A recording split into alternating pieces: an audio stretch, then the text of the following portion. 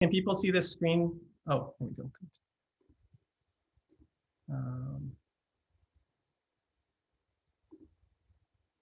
How's that? Can you see that fine? Yep, all good. Okay, great. Okay, so hi, I'm Michael Landis. Oh no.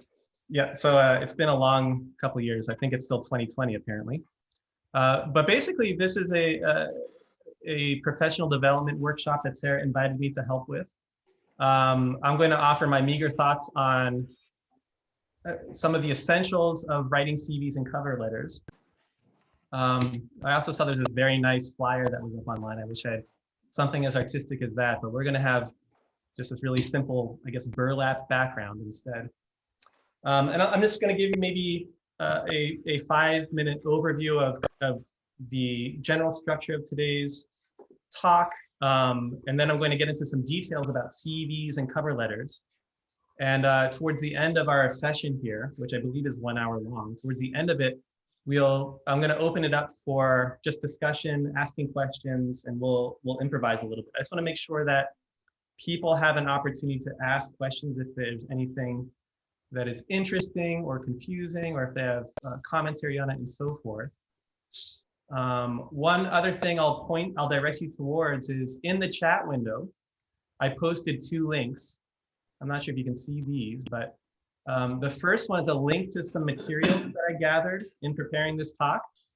And this should include the current PowerPoint slides. It should also include perhaps on the order of 10 different guides from different universities that will give you advice for writing cover letters and writing CVs. And there's also a template for a letterhead template for a WashU document. So that's really useful for writing your cover letter. For some reason, universities don't always share their letterhead, and I don't understand why. I think they want to, I'm not sure why. I think they like to restrict who has access to it for some strange reason. Well, just to get started here, because I don't know what the audience is, I don't know who is in this audience and what your backgrounds are, so I'm really going to be starting at the basics, and then I'll tell you who I'm guessing the audience is in a moment. But just to really start at the top, the 2 things we're talking about today are the CV and the cover letter. So CV is a Latin term, which I probably can't pronounce correctly, called curriculum vitae. And it is essentially translates into the course of one's life. Now, the CV is a document that summarizes principally your academic history and achievements. And it's meant to be sort of a cheat sheet that will allow people to understand who you are, where you came from, and kind of what you've done. In some ways, it's reductive. It doesn't tell the full story, right? Now, the cover letter is another document that often accompanies a CV. And the cover letter proposes to a committee or an employer that they should hire you or fund you based on your interests and your qualifications. These two documents really go hand in hand often. Let's see. Now, the structure of our talk, now that we have a general sense of what a CV and cover letter are, the structure of the talk is maybe for half an hour, depending on how quickly I get through it. We'll have an overview talking about the purpose, some examples, the organization, and some other remarks concerning these 2 documents, right? And then with any remaining time, we're just going to open it up for discussion. I really feel like whatever advice I give is not going to completely cover what goes into a CV and a cover letter. So I'm hoping that some of you will have experiences you can share as well. But I'm happy to ramble on. You'll find that out.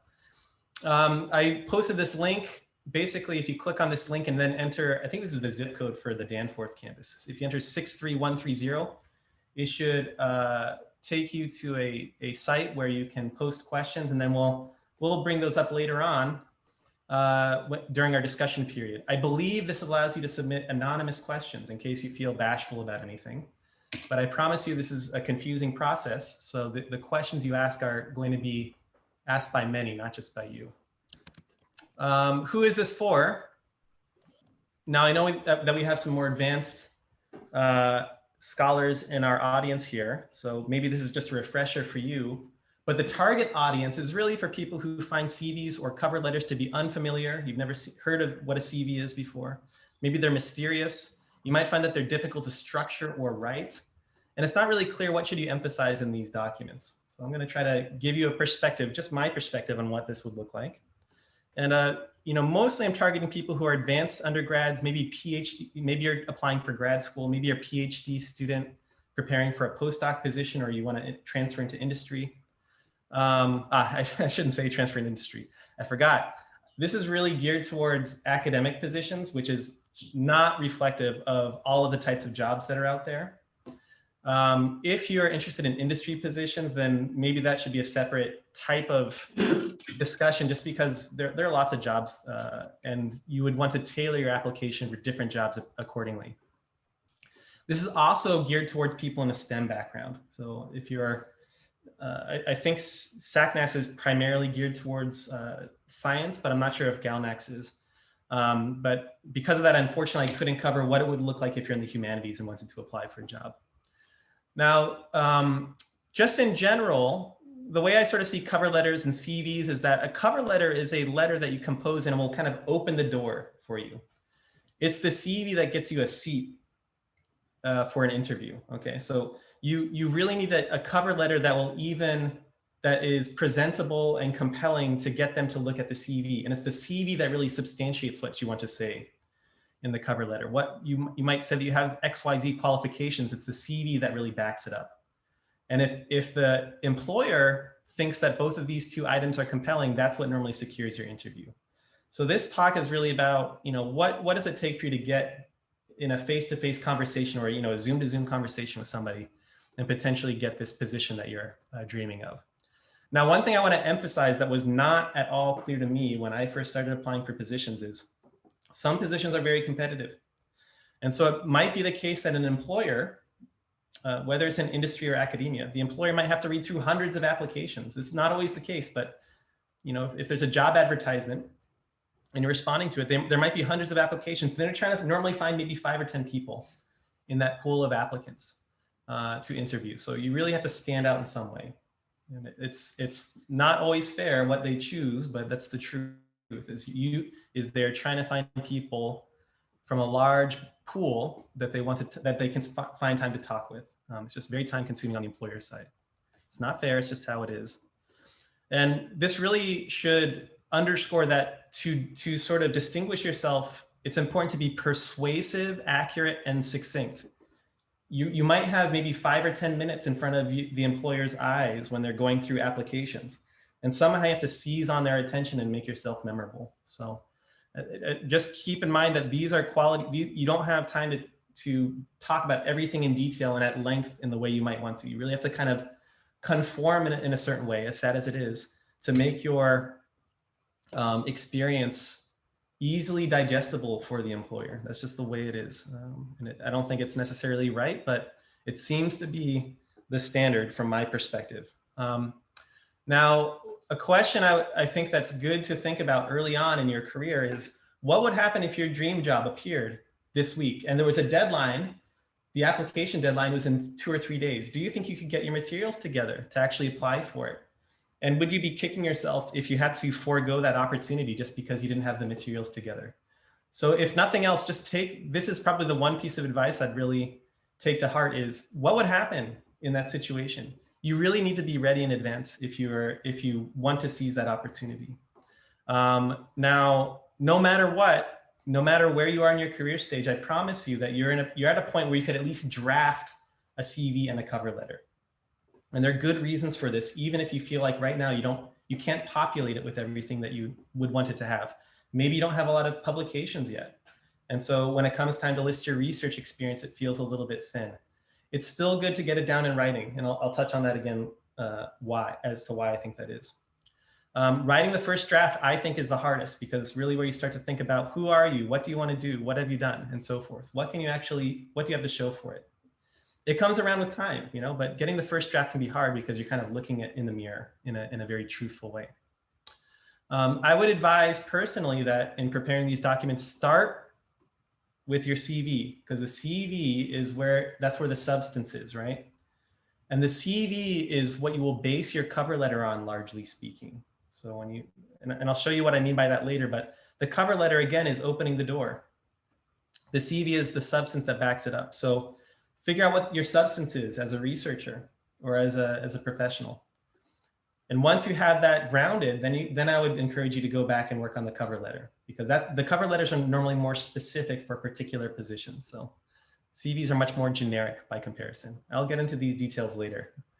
In terms of being ready in advance, also, once you get that first draft done, be ready to refresh them periodically. I try to keep mine up to date roughly every 3 months, just so you don't suddenly have this bolus of work where you have to catch up for 2 years. What did I do in 2021? I can't even remember that for the title of the talk. So just try to keep on top of things. It gives you something to motivate yourself as well, because you realize, oh, I've actually done a lot in the past 3 months. It might have felt like I was spinning my wheels, but I've come quite a far way. The last thing I'll just touch on is that throughout your career, you'll really be modifying. You'll revisit these documents regularly, especially if you're updating them every 3 months. But the CV that I used 10 years ago, let's say, is basically one of the early versions of the CV that I'm using today. Your CVs and your cover letters will just sort of change periodically over time, but they really stay with you for your whole career. Now, I'm giving a lot of sort of high-level background before we get into the specifics. I don't know if this is organized the best way for that reason, but I'm just going to give you some more lofty stuff before we actually look at what a CV is and what a cover letter is. Another thing I just wanted you to keep in mind is that, maybe you'll ask, what's the ideal? What's the best CV or cover letter? And it largely, if not entirely, depends on your scientific discipline. I would even broaden it to just say discipline in general. Like, for example, this is for STEM, not for humanities when I'm talking today. The field, I guess maybe the application of the CV, like whether it's for industry or an academic position, will also strongly affect what you want in your CV or your cover letter. And perhaps most importantly, the individual taste of the reader has a huge effect on what makes for an ideal CV or cover letter. So you'll find that my opinions will differ from somebody else's opinions, and that's completely okay. Don't take what I think makes for a good CV is not the end all be all. It's just one opinion. If you find that 10 people are all telling you the same thing about what makes for a good CV, that's when I would really start to listen. But if one person says it's a good CV or not, just take that as a possibility and maybe consider that when you're writing it, because somebody like me might be writing those materials, might be reading those materials if I misspoke. Now, just as a frame of reference, my background is in computer science. I don't come from a strong academic background, I would say. I worked in industry for several years, and then I returned for a PhD in evolutionary biology. So for me, I spent a long time trying to figure out or decode what is this, what is it, what is a cover letter, what is a CV, what are those elements?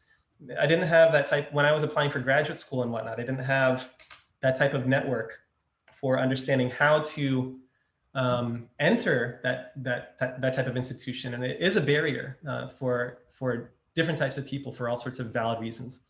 And I just want to, when I was writing this, I just went back to some of my early materials to give you a sense of where I was coming from. Here's my cover letter to join a particular lab. This was as a volunteer position, I think, at the time. And I basically cold emailed somebody. I said, hey, I found your paper. It looks interesting. I'm curious. Are you potentially taking any? And then I wrote something about my background very briefly. I didn't include anything about my CV, which I should have. And then I said, I'd love to hear back from you if there are any positions available. So it's very, I would not have written the letter this way now, but you have to start somewhere, right? So even if it's imperfect, you'll get somewhere with it. I think the other thing to remember is it's more important to try imperfectly than to wait for the perfect materials and perhaps delay your attempt forever. Just try. Don't be too worried about failing. I think I probably emailed 40 people in this point in my life, and maybe 5 of them replied. So just don't feel too discouraged. Here's my CV that I used when applying for grad school. Again, I wouldn't have structured it this way if I were to revisit it, but I think it has a decent format with bold headers for different major elements. And we'll talk about some specifics in a moment here.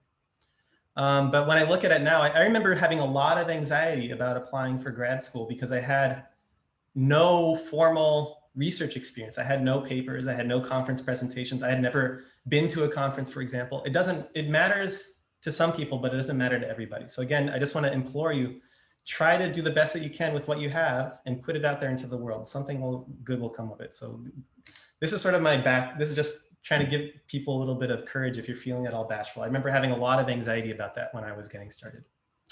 Now for resources, these are 3 things I'd also like to point out to you before we get into the details of CVs and cover letters.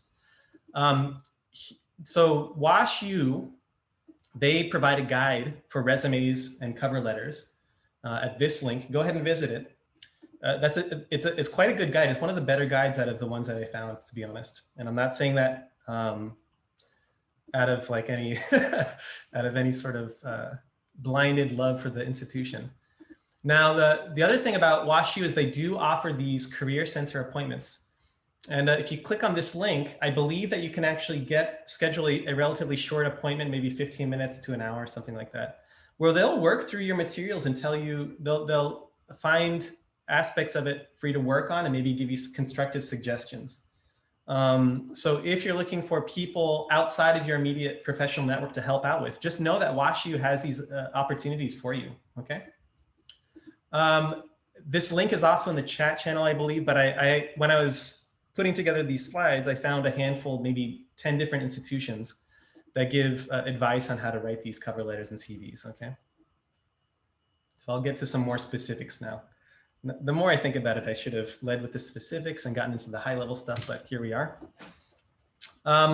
So for the CV, here's a general overview of what is a CV. It's that curriculum vitae that I mentioned earlier, right? So you can think of this almost as an analog to a resume, which I think most of you are familiar with, just the idea of a resume. Now, CVs are used when you're applying for jobs, just like a resume is, but they're also used when applying for many grants and many fellowships. So the CV is a very versatile document in this sense. And normally you need only one CV for most of these positions. And sometimes, but not always, you might need to apply minor edits to it. So for the most part, you just have one CV and you use that CV for any position you apply to. Now, the CV basically is a document of your academic history. I'm mentioning these sort of extrinsic uses for a CV, but I think one of the best uses of a CV is it helps you mark your progress and set goals. One of the reasons I'd say start your CV early is when you write the CV the first time, you'll be uncomfortable with certain parts of it. You'll say, oh man, I don't have any teaching experience in there, or oh no, I don't have any outreach experience. Maybe that's something, if that's something you want to be associated with, then it gives you a goal or a target to work towards. So the sooner you write down your academic history so far, it can also help you plot a course for your academic future, right?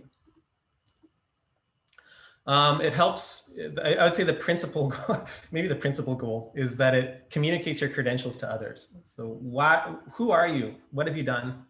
And in what capacity? The length of a CV generally just grows and grows with time. So normally you almost never delete items from your CV, you just add to it. So it's really a living, growing document. An essential component of a CV is that it is informative and that it is easy to read or skimmable. I saw one of these guides for writing a CV use the word skimmable. I like that word. So just remember that in most cases, the people reading your CV are reading not just your CV, but 100 CVs. So they really need to be able to identify and sort of suss out relevant information as quickly as possible. Part of the skimmability is that these CVs have a relatively standard format. So I'm just going to highlight what this anatomy is, one of the major parts of a CV. So this is from illinois.edu. This is one of the nicer formats, I thought. And here's the general structure, okay? So first we have the name of the individuals and some contact information potentially, such as a phone number and your email address. That's normally all that you need. You might put your website on there, but that's typically all you need to do to identify yourself. You don't need to put anything like marital status or number of children or things like that, okay? In fact, I would generally discourage that. You sometimes see that in European institutions, but that's not the norm in US institutions. The first item on your CV is normally a list of your education. So where did you go to school? What degrees did you get? You might list things like whether you graduated with some type of honors. If it's a PhD or an advanced degree, you might list who your advisor is and what the name of the dissertation is. You normally don't do that for a bachelor's degree. And normally, in general, for each of these sections, so I would say education is a section, research interest is a section, research experience is a section. In general, you're going to list things in reverse chronological order. So the newest things are at the top, oldest things are at the bottom, okay? So normally at the top of the list is education. I think this individual is probably, looks like they're probably applying for a postdoc position because they have a PhD. That would be my guess. Often you'll have, after the education, maybe a one sentence or a short paragraph, maybe 3 sentences that states your research interests in plain terms so that a non-expert would know what you're talking about. Investigations to improve seismic force resisting systems through simulations and various visualization techniques. I can guess what they're talking about. I don't know the specifics of what they're doing, but I have a general sense of what they're working on. So I could strike up a conversation with them about that research without knowing exactly what is a seismic force resisting system. I have a general idea. Next, now this is where you have different structures depending on where you're applying. But in this case, they've listed the research experience next. Again, reverse chronological order. Here's present, and this presumably or implicitly is not the present because there's nothing that says present. So this must be newer than this. And they list their graduate student research, where it was, and some of the skills they use, some of the topics they researched and so forth, right? Here's older research experience as an undergraduate consultant in this department with these features. So research interest, then some specific research experience. What experience allows them to explore these interests? Makes sense. Depending on whether you're applying for a more teaching-oriented position or not, the next section might be your teaching and mentoring experience. So have you taught in a classroom? Have you TA'd? Have you mentored any undergraduates and so forth? Again, reverse chronological order, right? Newest up here, oldest down here. And really look at how clean this is, right? An all-capped bold header to identify the section. Each item that they're drawing your attention to is in boldface with the date on the right. And then they have this very tidy bullet point set up underneath. So if I'm reading this, I might say, oh, I wonder if they've taught anything. Ah, they've been a teaching assistant in structural engineering and they've done these things. Very easy for me to sort of drill down and see what they've done. Let me track my time because I can tell I'm going to ramble. Okay. So this is the first page. Oh, that was the first page. They have more teaching experience up here. They wrote continued. Notice that. If you have to wrap around lines, make sure you write continued, so it's not too confusing. And restate the header. So the header shows up twice, and you list continued afterwards. If it's a research position, normally people will actually put the fellowships and awards and other academic distinctions up at the top, sometimes right below your education. That carries a certain amount of prestige in some circles, especially in these highfalutin research universities. You might also put information about grants. In some cases, it's appropriate to list how much money you are awarded. And if you're applying for a tenure track professor position, you might list how much money you were awarded. In other cases, it's a little bit tacky, I would say, to list how much money you've gotten, because I think it sort of says that the money is more important than the research. So this is a stylistic thing, and I would talk to a close colleague and get their opinion on what they think, depending on the application, depending on the position. Here, next I have publications. These are typically research articles only. Not if you had, let's say, science communication articles, that would be under a different section. If you have blog posts, that might be under a different section and so forth. But here this would probably just be peer-reviewed journal articles. Sometimes you'll have a separate section if you have articles that are still under peer review, or if they're peer prints, if you know what peer prints are, like bioarchive peer prints or archive peer prints. Preprints, oh my gosh, I'm tongue-tied today. Next, here's a list of conference presentations. And here they've separated between oral presentations and poster presentations. Relevant non-academic work experience. For me, for example, I did IT consulting for some time, which is kind of relevant to computational biology, but not entirely. Here, they were a civil engineer for a consulting firm. I remember from the first page, they were a civil engineer. That seemed relevant to me. I'd be interested to know that in a possible employee. That, to me, I think if you've done consulting works, it means that you know how to translate practical problems into real solutions. That's a useful skill. Maybe you've done web design. That would be a useful skill. Here's a section for university service. You might even broaden this to be service in general. So you could include things like service for scientific societies, service for communities, and so forth. But this is listing things like being a facilitator. It looks like perhaps scheduling programs with middle schools and so forth. You can read these details later. But mostly what I'm highlighting is just how they've organized your CV. Technical skills. Normally, this is a very short list. Things like, these are, I would say, hard skills. One-word skills like programming languages and packages, MATLAB, Mathematica, C, C++. Relevant programming tools, or relevant scientific programs, optical imaging, AutoCAD. I don't know what Patran or Abacus is. Other things like SPSS, using the Linux operating system and other operating, that's useful to know.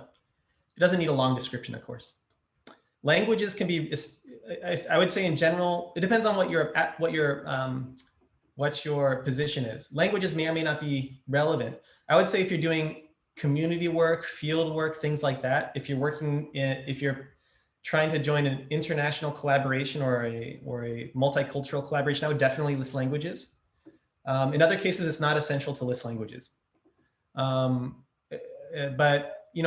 languages, I think, show that you have more than one perspective. I don't really like seeing languages.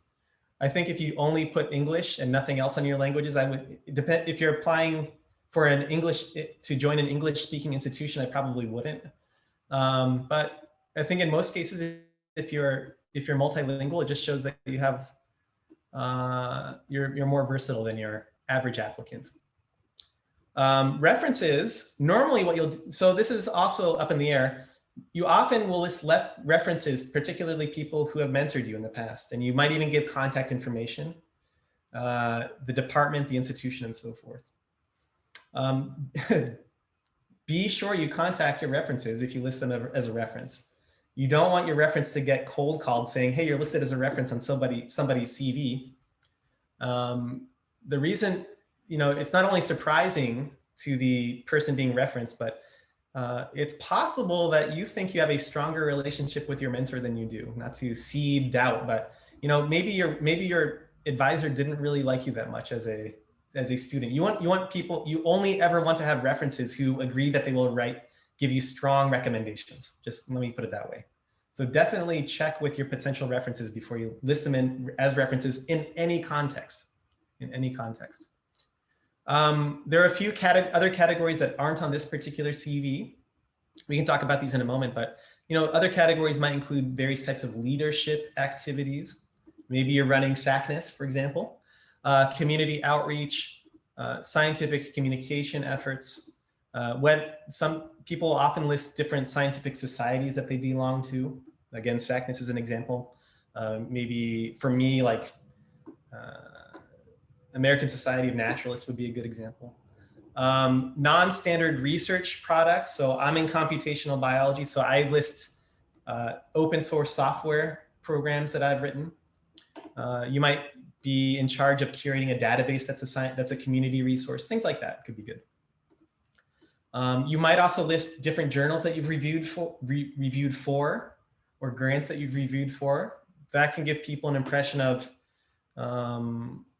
how active you are in the peer review process or in sort of the scientific community.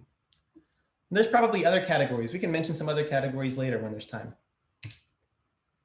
Okay, I'll just quickly go through different conventions for CVs. A lot of them are stylistic, okay? So I can't help you too much with the exact content, but really I would focus on readability and make it as simple as possible for your reader to understand what's in your CV and where to find it. Use regular fonts, sizes, and colors. Don't use, fluorescent pink Comic Sans. Make sure you're using a consistent format and style. So every section should try to use the same internal style. So they don't have to relearn the structure for each different section. Try to use bold for major headers. So if I want to understand what papers you publish, I'm going to look for a section that says research publications, for example. When you're listing activities or papers or presentations that have multiple authors, it normally helps to highlight your name in bold so that they get a sense of for various reasons, some good, some bad, credit is kind of associated with authorship order. So, again, I have lots of small commentaries on how science works, but one thing about writing your CV is you can use it as an opportunity to fight against those types of conventions, or you play into it because it helps you get to the next career stage. And that's a very personal decision, okay? So I'm not going to advise people one way or the other, but this type of convention, like bolding your name if you have a first author paper, will make you stand out in a certain way. Whether or not you think that's a good convention is another matter. But just be aware that some people, especially old school academics, will read authorship orders and look for your position on a paper. So it is a thing to grapple with. And I'm not going to tell you what to do, but if you want to follow conventions, then you would do this, okay? Do not be afraid. CVs typically don't have a length limit, so do not be afraid of adding white space to avoid clutter. If you fit 10 pages of text onto one page, it's almost impossible to read. So just add another page. Increase the margins, increase spacing between section headers. Don't worry about it. You have plenty of room for a CV, and that ties in directly to this. There's no page limit unless specified. Sometimes you do have a 2-page limit, but they will tell you if there's a page limit on a CV. So unless they tell you 2-page limit, make it as long as you want. Now, what's good about CVs is it's normally easier to condense than to expand. So just always work with a long form CV and then reduce it if somebody tells you to. That's more of advice than a convention, I suppose. But in another convention is generally you want to sort reverse chronological order from newest to oldest. We talked about that. Within sections, you normally want to organize items using bullet points, but something equivalent to that where it really makes it clear where does one item start and the next item, one item end and the next item begin. Just some type of way to break up big blocks of text. You normally will list item dates on a right-hand side so people can very easily scan through the document and figure out when something's published.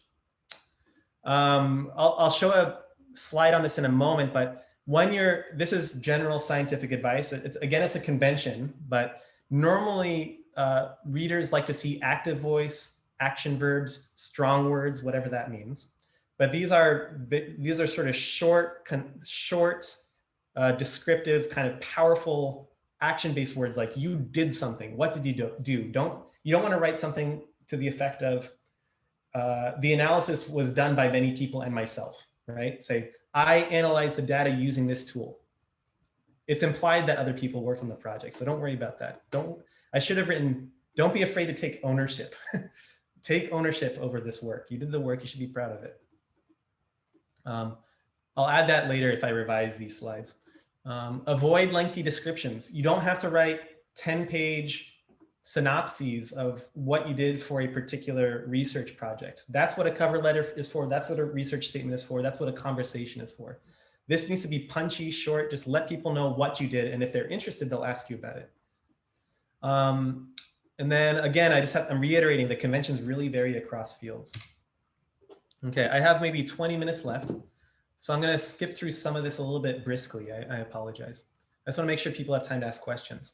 Here is a list of action verbs, and you'll see that for words like achievement, accelerated, accomplished, achieved. Wow, I'm really excited. Good for them. Okay, for CV planning, this is general advice. Keep a spreadsheet of your CV items, and then use that as sort of a precursor for your CV. So I have a document. It's I think a Google spreadsheet. And every 3 months, I was mentioning updated every 3 months or so. I just add new items to it.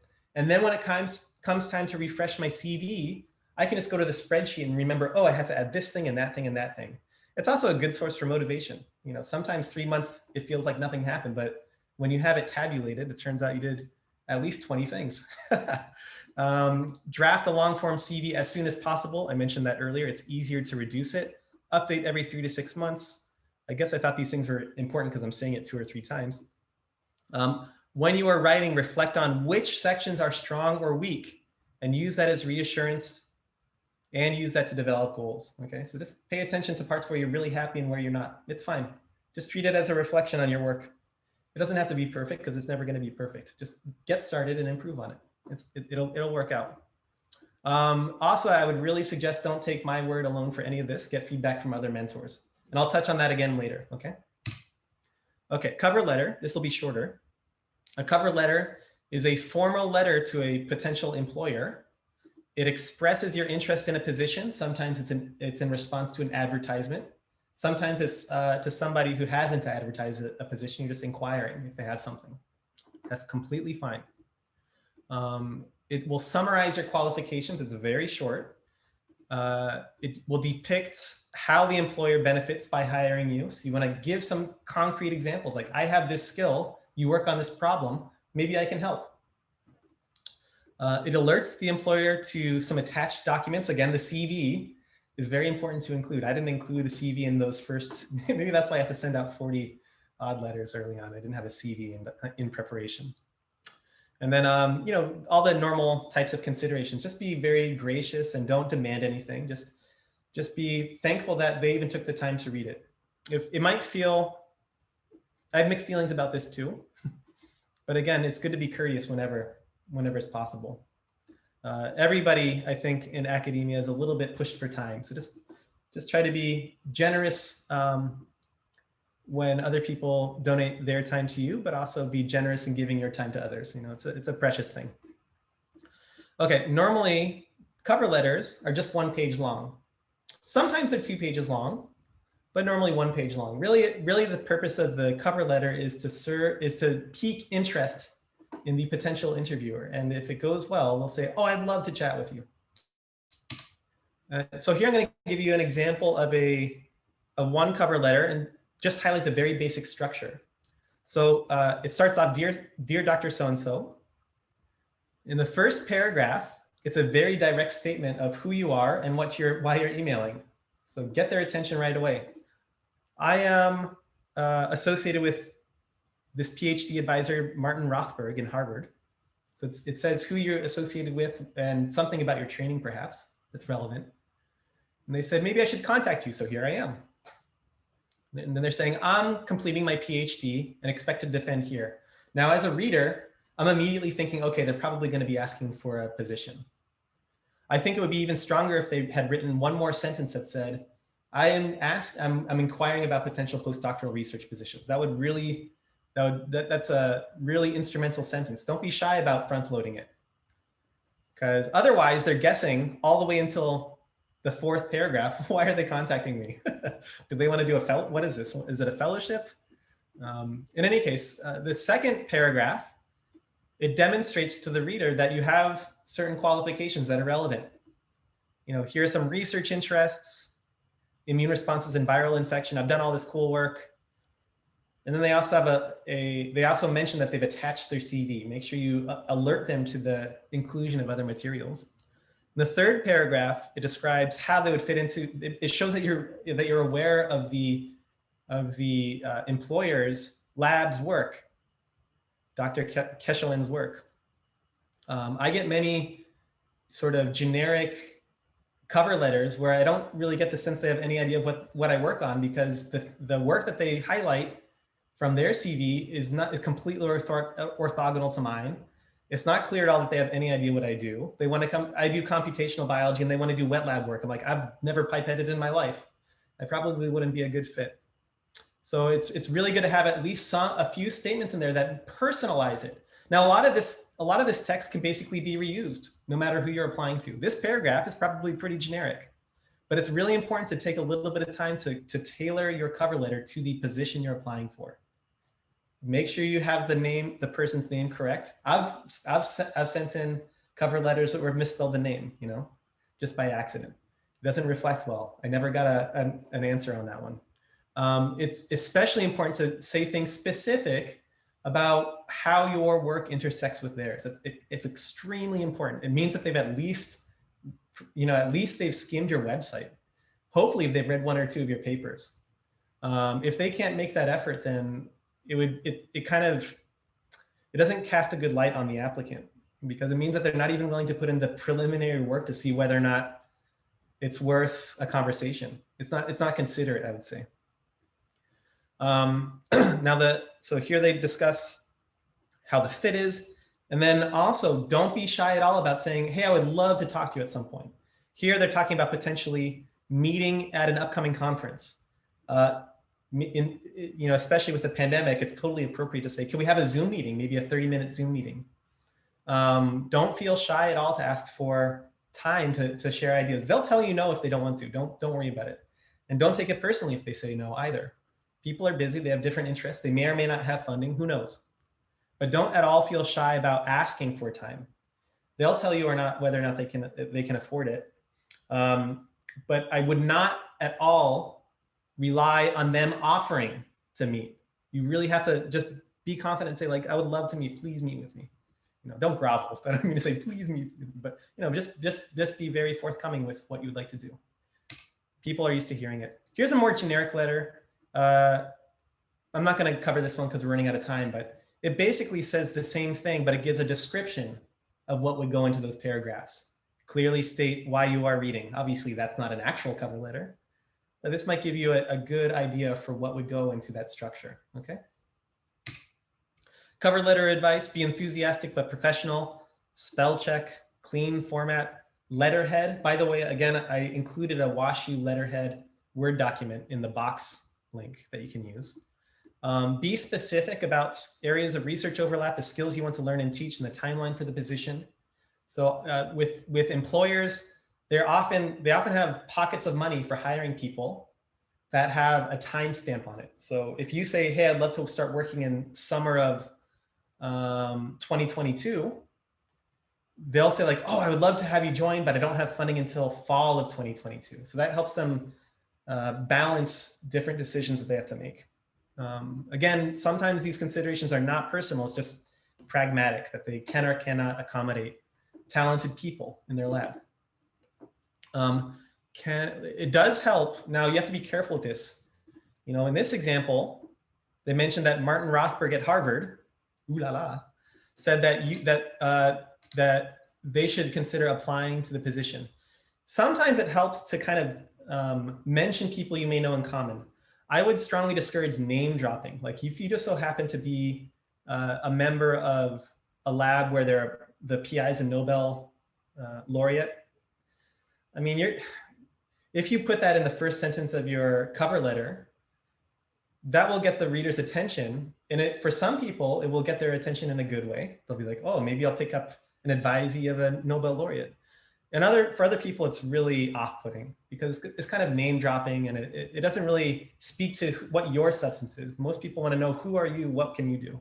And they'll figure out eventually, don't worry, they'll figure out who your advisor is once they get into the CV. But it can help if you know that the person whose lab you're applying to, or the position you're applying to, if that employer has a tight relationship with your advisor. Like I have a lot of longstanding collaborations with people who I really admire, and I hope they think at least something positive of me. And it's good to mention that you have this sort of that the advisors have some relationship. That really helps, again, just get you in the door. It's not enough to get you hired necessarily, but it helps you get in the door.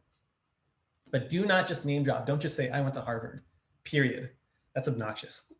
Okay, to sweeten the pot, you might also suggest that you'd be really excited to apply for fellowships. Employers love to hear that they might not have to pay your salary, but they would still get to work with you.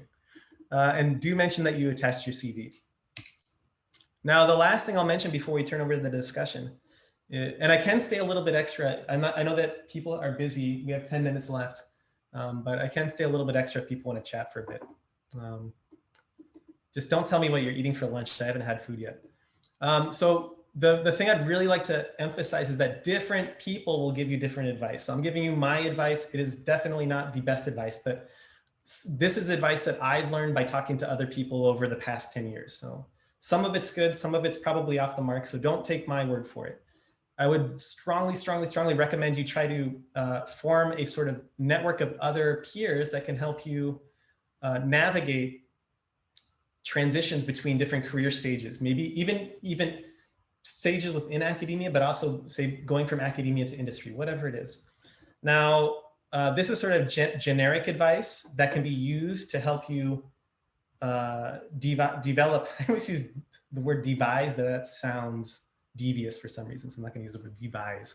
But anyways, to draft your cover letter and CVs, these networks are really useful for all sorts of things. So in general, but even in the particular case of developing these documents, I would recommend you try to find at least 4 or 5 peers who are at your career stage that are trying to make sense of it all, because there are things that are just confusing, and they're really confusing because they reflect either your career stage and where you are and what you know, or it's just the time that we live in.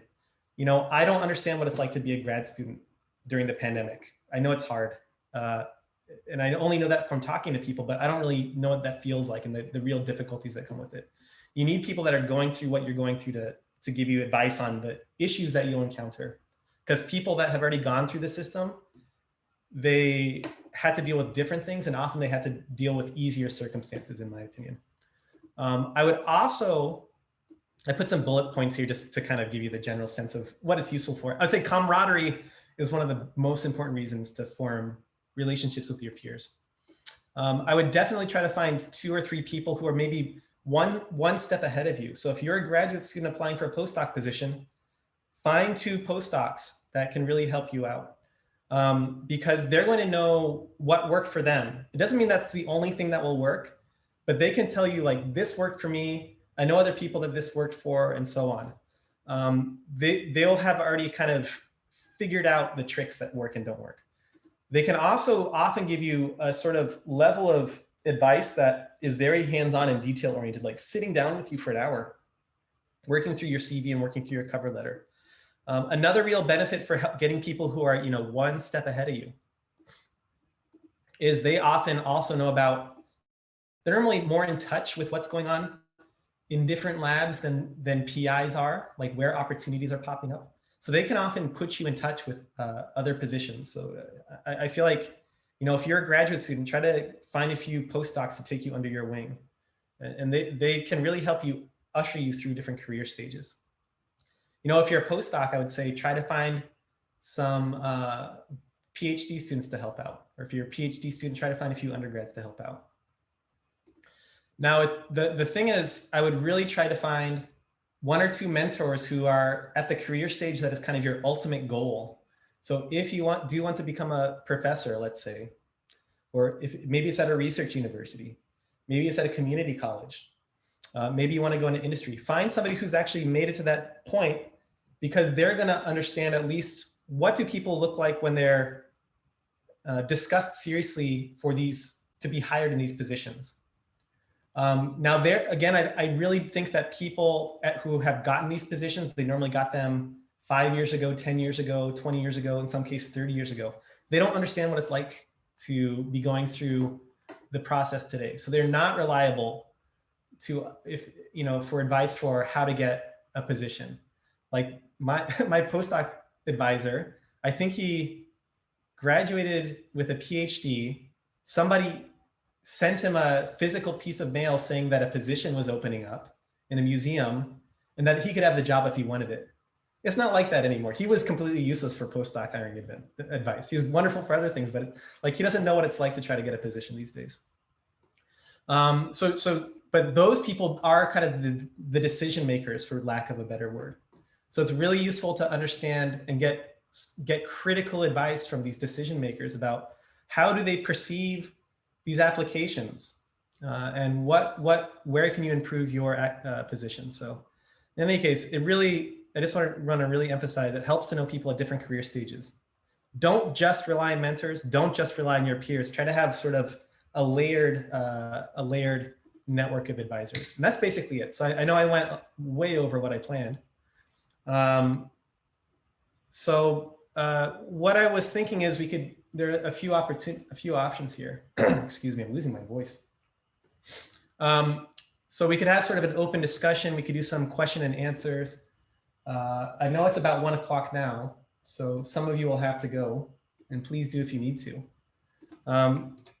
But I was thinking we could potentially spend half an hour, if you want, going through some questions. I see that there's maybe 6 listed now on this online question site.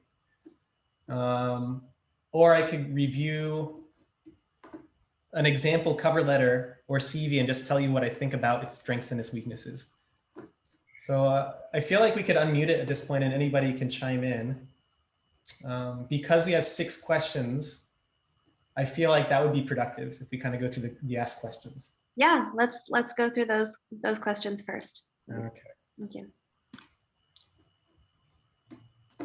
And just as a reminder, if you go to the chat window, there's a link here that says we'll use onlinequestions.org.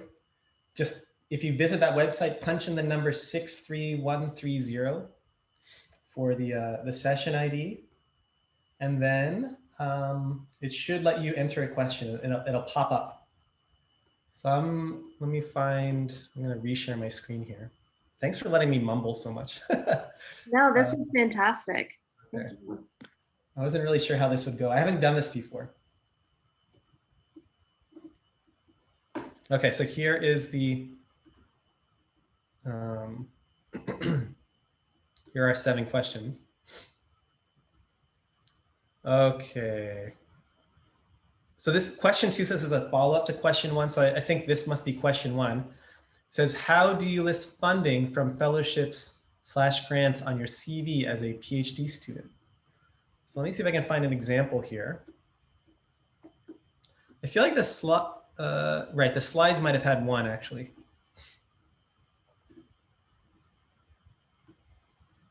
Next page. So here's an can you see this where it says grants? Yeah, we can see that. This is totally appropriate. So here would be a section called grants. You could call it grants and fellowships, or you might call it fellowships and awards. And then basically you'd want to have, normally you will have the name of the granting agency. So that might be like National Science Foundation, National Institutes of Health, something like that. Often you'll have the name of the grant, especially if it's for a research project. So, I have a grant that's like, what is it? Something like Hawaiian plant biogeography, right? And if it's a fellowship, you would normally list the name of the actual fellowship. So, maybe it's NSF, what is it? Graduate Research Fellowship Program, or NSF GRFP. That would be appropriate. If it's an award, then normally you want to give the name of the award, but sometimes the names of the award are very esoteric. And so you might have an award that's like best talk in the physics society. And it might be, I don't know, the Einstein Award. So if you had an award like that, you might want to put the named award, but also give sort of a common interpretation of what the award is, so that people who, maybe who don't know who Einstein is, can interpret what that award connotes. Even if they know who Einstein is, they won't know that it represents, let's say, a society award for the best student talk, right? Okay, so hopefully that answers the question. I'm going to go to question 2 now. Question 2, should you list competitive fellowship grants that are awarded, but you had to decline because they're mutually exclusive? Yes, you can list those. And yes, generally you do list those. So the reason is pretty obvious. I think you did apply for a competitive award or grant and you were awarded it, you just declined it because you can't accept it. It looks good. It says there's not enough of you to go around. And so you would list it just like any other award. And typically, here's the grants, for example. Imagine that this entry was a fellowship. Underneath the date of the award, underneath the award date, if you were to accept it, you just put declined in parentheses. Or you'd put declined after the name of the grant, something like that. But normally just have a small parenthetical declined statement. That's totally appropriate. Okay. I'm not very good at this, by the way. Okay, let's go to this question. Oh, should I list unsuccessful grants or fellowships because it shows effort? Now, normally you don't, this is one of those aspects of academia I don't like, because you actually shouldn't list those, normally because it's a record of times you didn't succeed. I think for certain positions, like if you're applying for grad school, it's good to list unsuccessful grant applications, except because it shows that you're ambitious. I agree. I think as you get into more and more senior positions, you typically don't want to list that because unfortunately it shows failure. But the reality of it is anybody who succeeds in academia has already failed 10 times for every success, I promise you. So it's just kind of this ridiculous survivorship bias that we impose, that the system imposes.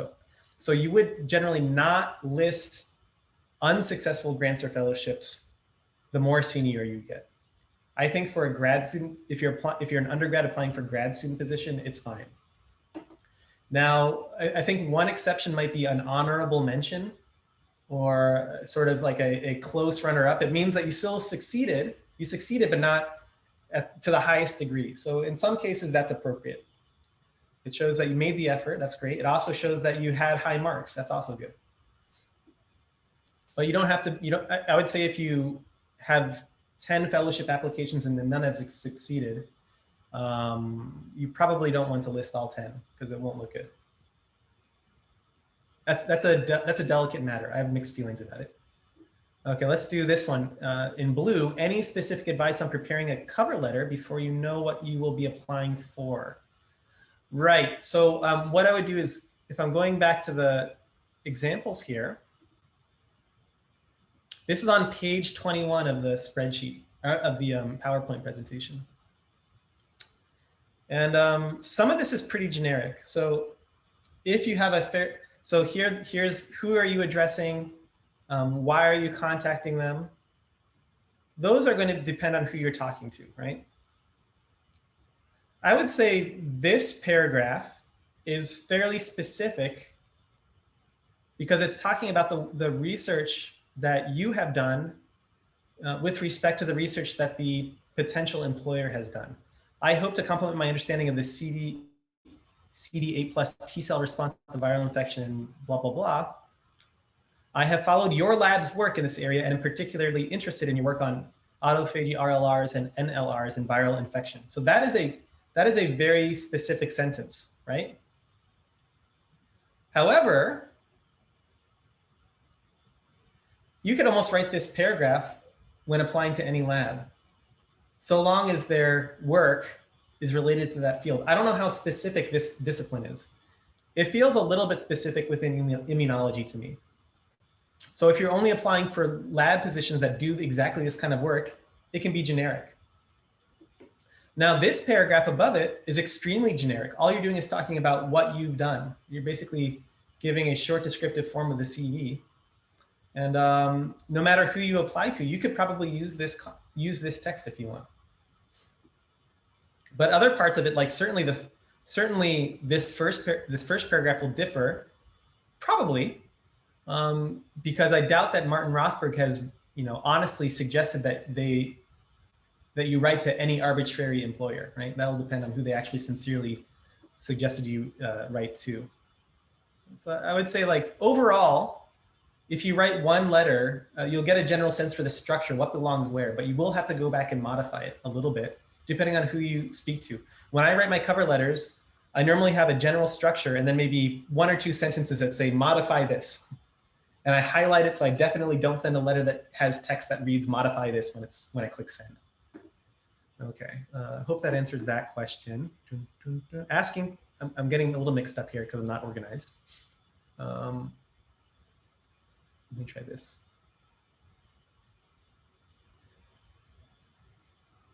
I think all the green has been answered. Is that how it works? Yeah. Okay. I wonder how it knows. How much of the cover letter should I rewrite with every different job application? I think this is similar to the previous question.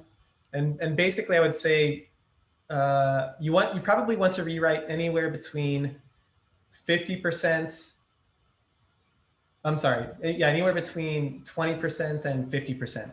I would probably not rewrite the cover letter from scratch every time. But in some, if it's a very peculiar position, or if it, sometimes a cover letter will ask that you address very specific criteria. Like exactly how does your research interact, exactly in what ways exactly does your research relate to community efforts regarding water safety in rural communities? If you need to have that in the community, if that has to be addressed in the cover letter, you're gonna have to afford or basically spend more time addressing that point. So it really depends on the specific requirements of the cover letter, but I would aim for anywhere between 20 and 50%. And at some point it becomes kind of a matter of economy, like how much time do you have to tailor 20 different cover letters? Maybe what I often do is I say, okay, I have 20 letters, I have 3 hours to work on it. That will give me this amount of time to write each cover letter. And depending on which jobs I'm excited about and which ones I'm not, that will basically dictate how much work I put into it. But normally I start with a template and then modify it appropriately. I hope that answers the question. I would say how much you modify it really depends on how excited you are about the position.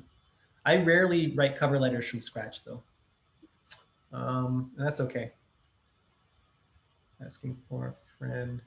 If you have asking for a friend, if you have a lot of publications, but not all of them are first, last author, and I'm guessing, and they are not from the most recognizable journals, but maybe they are from the most, I'm not sure. How do you highlight the ones that you consider to be most important? That's a good question. Normally in the CV, the CV doesn't make a judgment on what work is important so much. You might emphasize which papers you think are most important in your cover letter. So if you think like, these are two things where I really took intellectual ownership of the paper, or this instrumental aspect of the analysis, then you emphasize it in the cover letter. The CV is really just a document. It's supposed to be objective, so to speak, but it's just documenting what you've done. I have seen people do things like add special characters to list their contributions to different papers. So you might have one symbol that says, I participated in the analysis and the writing of the manuscript, and you're really proud of that. So maybe some papers you contributed to the writing, and some papers you contributed to the analysis, and some papers you contributed to both. You could identify the papers separately that way. That's an option, but normally you don't do that in the CV, but you might do it in the cover letter. Yeah, so I'd probably do that in the cover letter. Why do I update a spreadsheet and then need to transfer the items to the CV versus updating the CV itself? So it's for different reasons. I'll show you my spreadsheet. This is just an idea that works for me.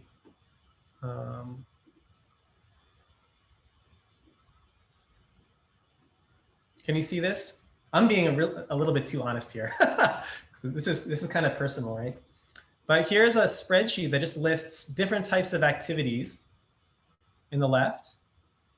Kind of the type of activity it is, like, is it a paper that I've reviewed?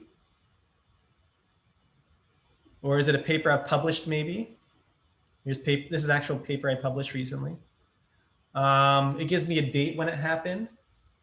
It gives me a sense of when did it end. And this is useful for me because I can then do stuff like, maybe I want to filter by date. I'm going to mess up my spreadsheet, but right. So this is some work that I did way back in 2013. So that might be useful, but you can't really you can't really understand the context of your CV in this sort of tabular format through the CV itself, through that document, because it's such a rigid format. The other thing that I won't get into is, different people use different tools for updating their CVs. I use this tool called LaTeX through a service called Overleaf. And it's very nice for formatting,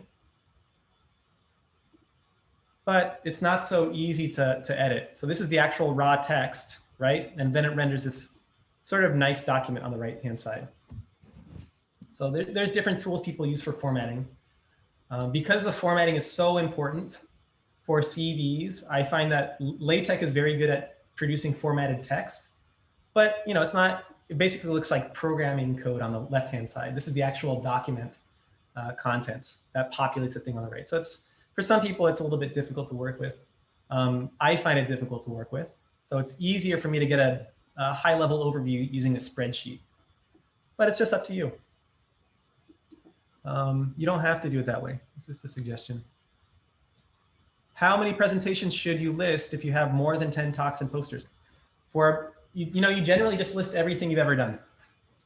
So nobody's going to say, oh no, you had too many presentations. Shameful. Don't worry.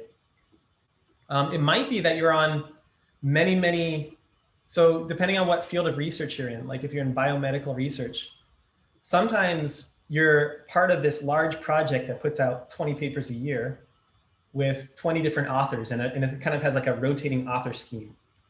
Now, if everybody's presenting in that rotating scheme over and over and over again, you might not list all those talks. You might decide to limit your talks only to those talks where you're really proud of the work. It's kind of up to you. I tend to list every talk just because I want to remember. I tend to list every talk that I gave because I like to remember where I presented and when.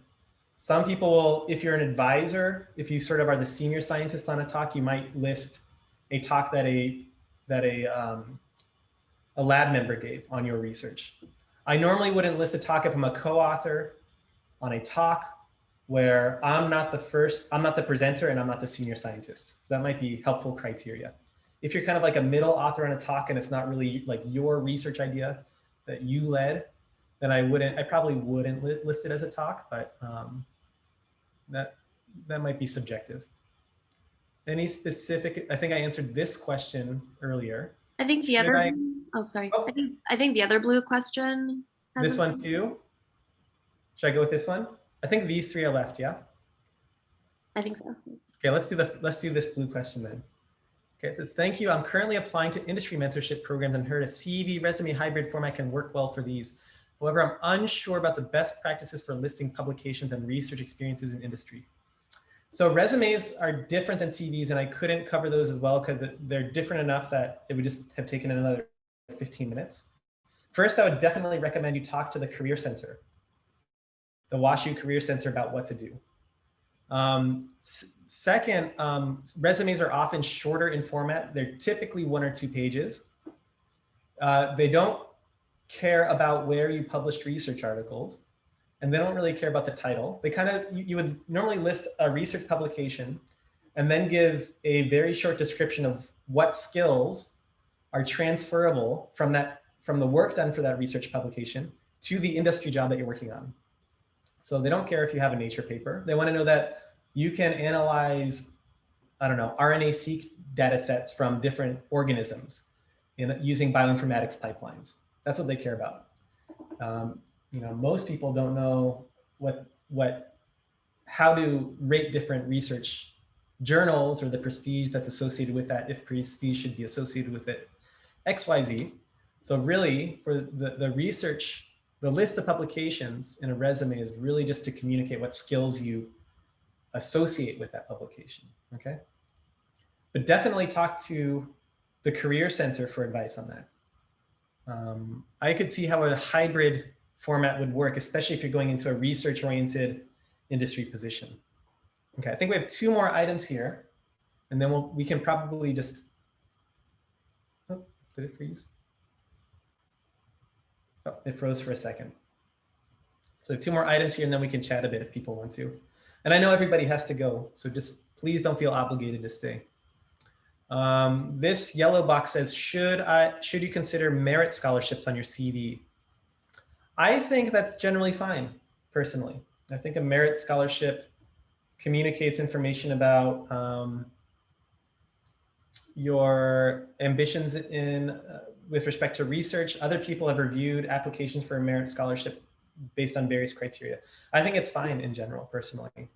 I am not too familiar with like the pros and cons of that though. So people have comments as to why they would do that or why they would not do that, I'd love to hear that just so I could learn more about it. I'm not really educated on that one. But I think basically anytime you have the word scholarship or award or fellowship, honestly, I would include it. This is one of the sad truths of the CV is that, you know, people don't necessarily know all the work and effort that went into each of those items. And sometimes people will just count the number of papers you had without any real interest in what you researched. And maybe only the people who are hiring you directly will actually look into what you did. So again, the CV is just kind of another step towards securing an interview. They'll learn more about who you are and what those CV items mean when you actually chat. So don't worry too much about what you put on the CV. Like, as long as it says something like award or scholarship, it's generally going to be seen in a favorable light. That's my extremely shallow, cynical point of view that I would broadcast because I've seen that happen when sitting and reviewing committees. Okay. Here's the last question, I believe. Oh, there's one more. Any specific? No, I guess I got them all. Did anybody have a question that I missed? I think that's all of them. Okay. I believe that's everything. So okay. I had one comment. I noticed in a lot of fellowship applications, more and more, they want a section for like DEI activities, so diversity inclusion, like a specific, you know, subtitle on your CV. I'm seeing that more and more. Do you think that, so I've only seen it for fellowship opportunities, but do you think that people for like industry or postdoc applications, do you think that's also relevant to include on your CV? It depends a lot. It depends on a few things. I think it depends a lot, again, unfortunately, on where you're applying. So, you know, so when you're deciding to apply for a postdoc, you're making that decision based on all sorts of things, like you like their research, but also, of course, the lab fit is really important.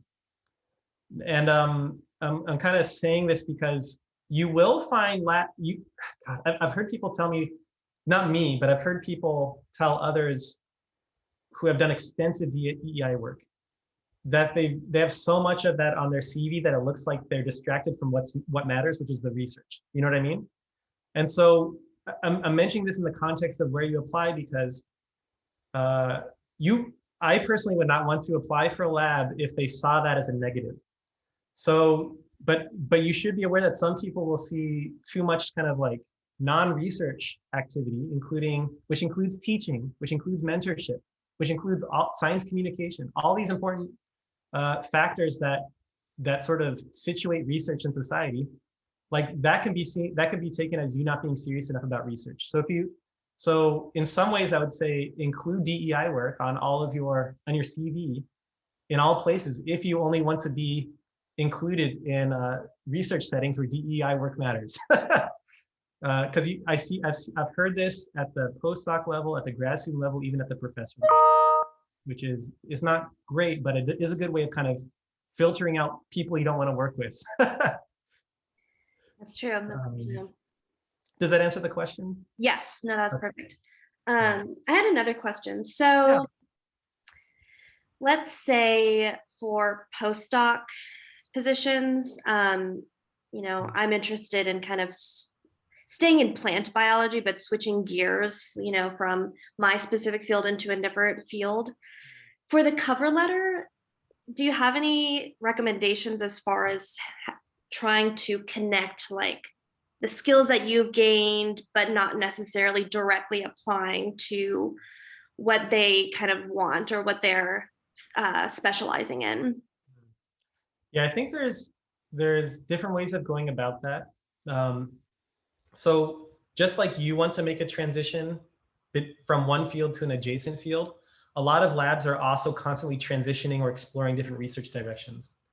And I would say, I'll come back to the cover letter in a second, but I would say when you're trying to identify a potential lab for a postdoc, it's best if you find a lab that has a history of working in the area that you want to move into, and you get the sense that they're starting to explore the area that you have expertise in, right? So then it's complementary. You'll both learn from each other. I think it's often harder to go into a lab that has expertise in the area you currently have, and you say, I want to go into this other direction that the lab is not exploring, because they might not have the people to really help you explore that direction. They might not be sold that it is an interesting direction for them to go. So I would try to find labs where they have the expertise you want and you have the expertise they want. That's just a perfect marriage. Now, in terms of the cover letter, you have, especially if you know the lab you're applying to, and you have a good record of experience in this area that you would like to contribute to their work, to their field, then that's where the cover letter is so instrumental, because you can really make a strong case like, hey, I noticed you're starting to publish in this area. Guess what? I just finished a PhD in that topic, and we can do some wonderful things together. People pick up on that, and it really shows that you're both aware of your value and your skills, but also you're familiar with what they're doing and where they're going. Now, the caveat is that it can be really hard to find the perfect match, right? But if you notice it, I would say that's the lab you want to apply to, because you can make a very compelling case for it benefiting everybody. I know some professors, like, they actually hire postdocs who have a background in a field that they have no resident expertise in, specifically because they kind of want to push the lab in that direction. And in that case, it's someone like you who would become the sort of the go-to person for, I don't know, differential gene expression, or maybe plant development. I'm not sure. Yeah. Okay. I apologize. I just realized I haven't actually talked to you about research. So No. That totally answered my question. That was great. Thank you. Any other remaining questions or comments before we end our session today?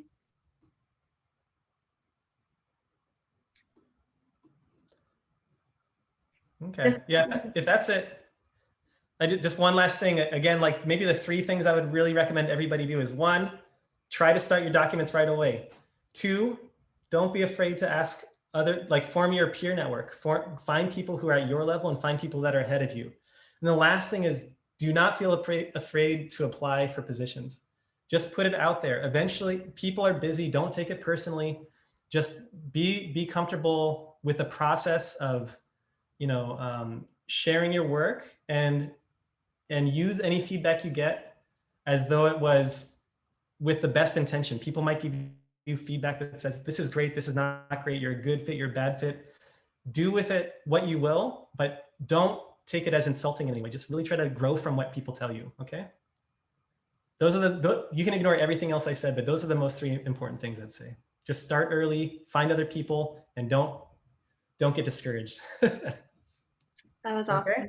Thank you so much. This was so informative. Let's all thank Dr. Michael Landis for taking the time to provide some really, really awesome advice and information. I've never written a cover letter, so I learned a lot today. So thank you. Good. Yeah, go through those examples. There's tons of them. There must be 20 or 30 examples, and you'll find a tone that fits naturally for you. So. Thank you. Okay, and again, thank you so much for giving me the chance to share what little I know about this. It is hard when you get started, but it gets easier with time, I promise. This was fantastic. Thank you so much. All right, bye everybody. Here. Okay, I got to figure out how to get the recording.